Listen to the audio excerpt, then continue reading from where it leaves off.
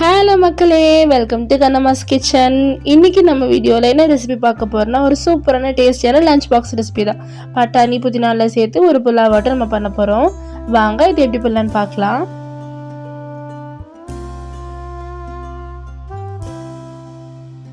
இப்போது ஒரு குக்கர் எடுத்து வச்சுக்கலாம். குக்கர் நல்லா ஹீட் ஆன பிறகு தேவையான அளவுக்கு ஆயில் விட்டுக்கலாம். ஆயில் நல்லா ஹீட் ஆன பிறகு பட்டை, சோம்பு, கடுகு எல்லா மசாலாவும் சேர்த்துக்கலாம். 5லேருந்து 4 பச்சை மிளகாய் சேர்த்துக்கலாம். பச்சை மிளகாய் நல்லா எண்ணெயில் ஃப்ரை ஆன பிறகு சின்ன வெங்காயத்தை சேர்த்துக்கலாம். எண்ணெயில் நல்லா வதக்கி விட்டுக்கோங்க சின்ன வெங்காயத்தை. அதுக்கப்புறம் தேவையான அளவுக்கு இஞ்சி பூண்டு பேஸ்ட் சேர்த்துக்கலாம். இந்த எண்ணெயிலேயே நல்லா வதக்கி விட்டுக்கோங்க.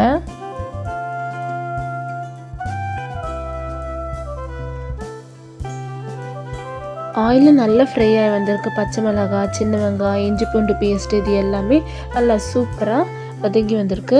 இப்போது நம்ம ஊற வச்சு வச்சுருக்க பச்சை பட்டாணி இது கூட சேர்த்துக்கலாம். உங்களுக்கு எவ்வளோ வேணுமோ அந்த அளவுக்கு சேர்த்துக்கோங்க. எல்லாத்தையும் சேர்த்து நல்லா கலந்து விட்டுக்கோங்க.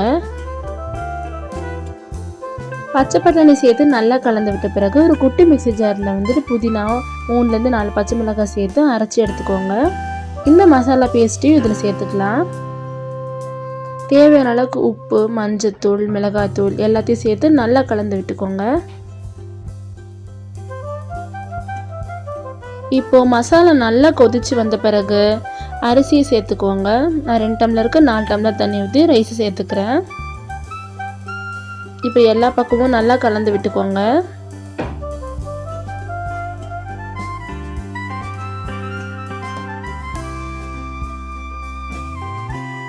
இப்போ குக்கரை மூடி வச்சிடலாம். 3 விசில் வந்த பிறகு குக்கர் ஓப்பன் பண்ணி பார்க்கலாம். ஆஹா, சுட சுட சூப்பரான புதினா புலாவ் ரெடி ஆயிடுச்சு.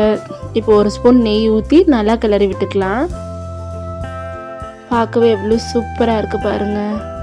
ஃபுல்லாக க்ரீனிஷான நமக்கு லஞ்ச் பாக்ஸ் ரெசிபி ரெடி.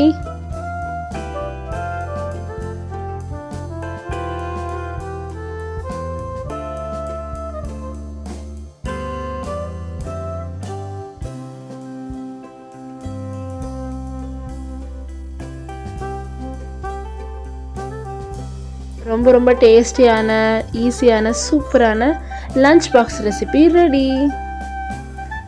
சாப்பாடு நல்லா உதிரி உதிரியாக, பட்டாணி நல்லா வெந்து சூப்பராக வந்திருக்கு பாருங்கள்.